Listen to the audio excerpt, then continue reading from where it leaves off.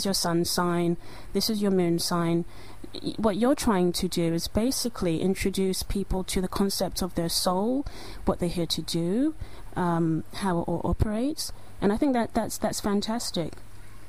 That's absolutely my passion, because I truly believe in the merger of science and spirit. I believe the only way this universe works divinely is when science and spirit are working together. So while we take a look at the science aspect of life, we have some hard scientists that just believe in looking at that aspect, and then some spiritualists that just believe in looking at that aspect of the universe.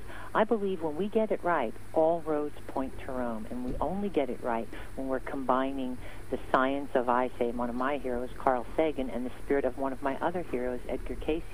Maybe, I was brought up in a religious household, but I truly believed in the soul after reading Edgar Cayce, and I truly believed in the universe after watching Carl Sagan's wonderful, wonderful series Cosmos when I was a kid. And then what I love about the work that I do, and my passion for, is uncovering the soul's past in the birth chart, because any astrologer will tell you, and all of my colleagues, I think what I love most about this cryptic diagram, which is really just a snapshot of that one instant in time that we reported, our soul reported for duty on this planet. We took our first independent breath, and that's what this birth chart is. It's a snapshot of that. And within that snapshot is our karmic, cosmic DNA, if you will. So every astrologer, we can use these birth energies to clock against the planets where they are in the heavens now, and we can forecast the future energies that we're coming into. We can look at this birth chart just as it sits now and see what potentially what we have at our disposal today based on the environment of these celestial objects. That's the present. And then what I love is taking these same energies and looking back to where we came from. Because what good is any map if you can't chart your progress to see where you're going based on where you came from? And I find that eliminates so much angst for people. That was when I started doing this work, and it was purely a passion, starting with the 12th house and looking at the soul's past. And I realized that it resonated with so many of my clients, and immediately because their soul was being validated for things that did not happen in this lifetime, but they were still carrying with them, and patterns were repeating itself because of that, it was almost immediately and very therapeutic. And again, Valentine, which is not all that different from going to a shrink or going to a psychologist, because the psychologist deals with the psyche, and the psyche is in fact the soul. It is the soul, yeah. Well, what a great introduction. I'm going to love this. And so are the listeners. I never shut up, but that's my Gemini energy. Oh, so yeah, well, we've got two Geminis talking to each other, so it's going to be fantastic. I wanted to just backtrack slightly, because I really enjoy the influences that you said influenced you. Let's start with Edgar Cayce. I mean, obviously he did some phenomenal work. And there's something interesting with Edgar Cayce, because when he used to do the readings, people said he was talking on a certain level that people didn't quite understand. He was saying certain things. And I think what we have that is so true. Yeah, and his Association of Research and Enlightenment is right here in Virginia Beach, in my state, right outside of Washington, D.C. Yeah. And that's one of the things that inspired me, my trip there. And I actually was able to go through a lot of his transcribed readings. And when he's talking about the stars and astrology, when he's under his, under this spell, and he's channeling Ra, who was his spiritual guide, and he was basically saying, you look at the sun sign, and that's just the tip of the iceberg. In other words, wait till you guys really get it. Yes. And that was incredibly inspirational to me. And, there's this new, well, maybe it's not very new, but I think a lot of astrologers are trying to also educate themselves about this side of astrology. They call it draconic astrology, which is also focusing on the soul and what it's here to do. And I believe that Edgar Cayce also had an influence in, directing people to look at that side of astrology as well. He did, and he did it when he would, as you probably know, he would read people, and they weren't even in the same room. That's right, in the same country many times. Yeah. No, he's quite amazing, and I find his work amazing. I wish that I could go to, is it the ARE? Yes, and that was my proudest moment when they were the first review of my book, and they're Yes, I've seen that. Yes, I've seen it on the back cover, yes. Yeah, so that's a great influence to have. And the other one, Carl Sagan, now he was a very interesting character. I mean... he really was. And so many people try to get me and they say, you know, Marguerite, he never believed in astrology. He didn't believe... he didn't want to publicly say it, did he? Exactly. The thing about Carl Sagan, what I believe about Carl Sagan is he inspired me to believe, and one of my favorite quotes is a Carl Sagan quote where he says, somewhere something incredible is waiting to be known. Yeah, that's great. He didn't reject anything. He wanted proof, but he never rejected theories out of hand. It was explore, find out. And that's what inspired me to look further in the universe, to look further. I don't think I would have ever had the courage to. I would have just probably accepted every other astrologer's take on the birth chart and not ventured further into finding my own formula for finding the soul's past in the birth chart. Because if you want to get really very technical about our intrinsic connection to this universe, there's always something somewhere waiting to be. Where we go wrong, that's where science goes wrong. But we'll get on to that as we begin to discuss astrology. But I also just wanted to add one thing about Carl Sagan as well. And he wrote a very interesting book called Contact, and that was later made into a movie. I loved it. And it's one of my favorite movies. It had Jodie Foster and I forget the Texan actor that was in it, but it was an early movie. But I read the book, and I think you probably loved it for the same reason I did, that when she came back, what she saw, they all said to her, basically, you were gone 10 seconds. Yeah. And it just shows you how universal, and this is exactly because what there's time does not exist in the universe. You know, the universe doesn't have to be in sync with the human ambition when it comes to time. No, very amazing. So yeah, you know, you can take the good and you can take the bad from anybody, and he did open up a lot of people to the realms of, you know, what is out there and possibility. Yeah, I don't know if you're aware of it, but what I think I love the most is that right now, as we speak, there's a recording on Mars of him welcoming people and wishing he could be there with them. Oh, wow. And this is the explorer that he was. Yeah, yeah. So when people say to me, oh, he didn't believe in astrology and I'm supposed to be offended by that, he didn't disbelieve in it either. No, he was a scientist, wasn't anything. he? Yeah, he was a scientist, he was an astronomer, and that's the way that they think. Yeah, right. Yeah, you know. So let's sort of lay some groundwork down here. Let's go into the basics of astrology for those who there's always different types of people that are always tuning in and listening to any radio show. So, you know, because I get a lot of people who they don't really know that much about astrology. They might be interested. They think it's just what they see in the newspapers. So let's just, you did cover it when you first began to speak, but let's just cover what exactly astrology is. Because obviously there's a long history with astrology.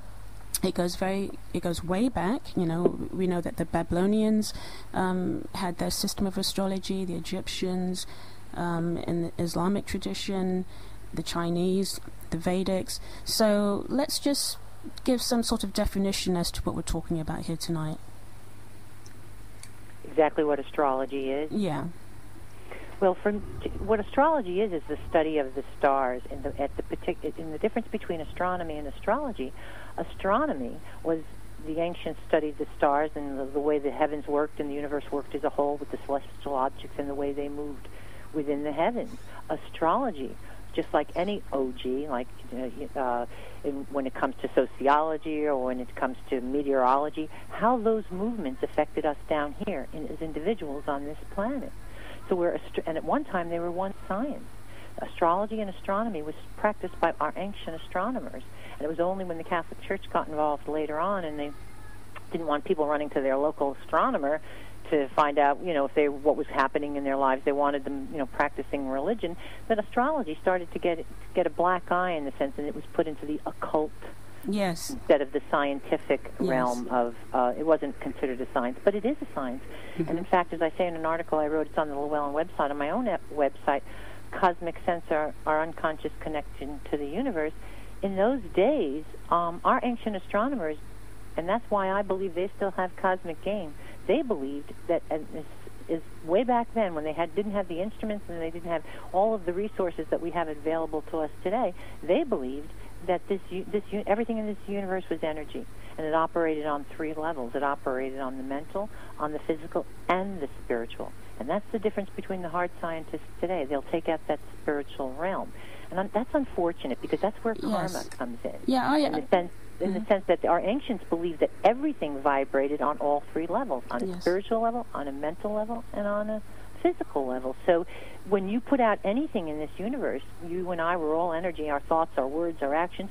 So if we put out anything on one level, according to universal law, it must follow all three levels of energy and come back to us, not, as I say in the article, because God is punishing us or even rewarding us, only so that the universe stays balanced. And the universe must stay balanced in order for it to stay divine. Yes, and I like what you said about, science lacking that spiritual side. I mean, what people don't realize, for example, is Einstein was a very spiritual man, and he did have a belief system, and it was his own, he believed in God and what have you, and he has a very famous quote saying, God does not play dice. So this thing that if you're a scientist, you have to, you can't feel energy, or you can't believe in something higher than what you can see. It's erroneous, because it hasn't always been that way. And I do hope that we move beyond this, and I do believe that we will be moving beyond this sort of closed-minded, this closed-minded view of science. Science does not just have to be about, nuts and bolts. It can be about everything, and it's so amazing because we're part of that. So absolutely, and one of my favorite quotes, it's on my website, by Einstein, is the more I study the universe, the more I believe in a higher power. Exactly, this is the greatest scientist of our time. Yes. And also I want to pick up on the point that you said about how astrology was put into the realm of the occult. There's a character that I'm sort of studying at the moment, who I find quite interesting, and that's John Dee, who was Elizabeth I. He was part of her court. He was an astrologer, but he also got into a lot of other metaphysical type things, and he was around during her time. So we're talking about the 16th century, Elizabethan England, and during his lifetime, he was also, basically made fun of and pushed to the realms because of his belief systems. But he was a great astrologer, and Elizabeth I had him in her court for all of her lifetime. He was the man that told her that she would be queen when she was locked up in the tower. So there has been a very extended movement towards blacklisting astrology and making it be something that's not very real, but to be honest, it's been part of the fibre of humanity for a very long time. It helps us to understand who we are. And I believe, this is just my own personal belief, that children should be learning it, when they're children. I think it's the best. I raised my children.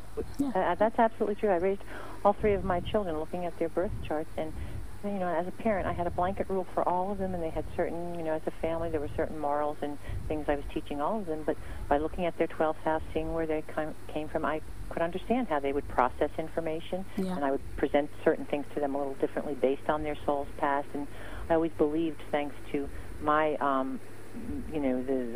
the thought of Edgar Casey, that these were just souls entrusted to me, and that if I really wanted them to be their highest best, it was going to I would really have to, put my ego aside. That didn't mean that I didn't have standards and I didn't have qualities that I wanted to pass on to them, because I think, any parent that decides that they're not going to do that for their children is kind of taking a cop-out. That's why they come to you, because whatever your belief system is, or whatever you're there because they need to hear it or be around to process your information and what you're reflecting at that moment. So I think it's a cop-out not to be that to the children, but by the same token, I think they can be treated as individuals, and they should be if they're going to receive the messages correctly. And it's a wonderful tool. And I think what a lot of people don't understand, and you were just talking about Queen Elizabeth, is that the forecasting part of it, as you were referring to, when her astrologer, people think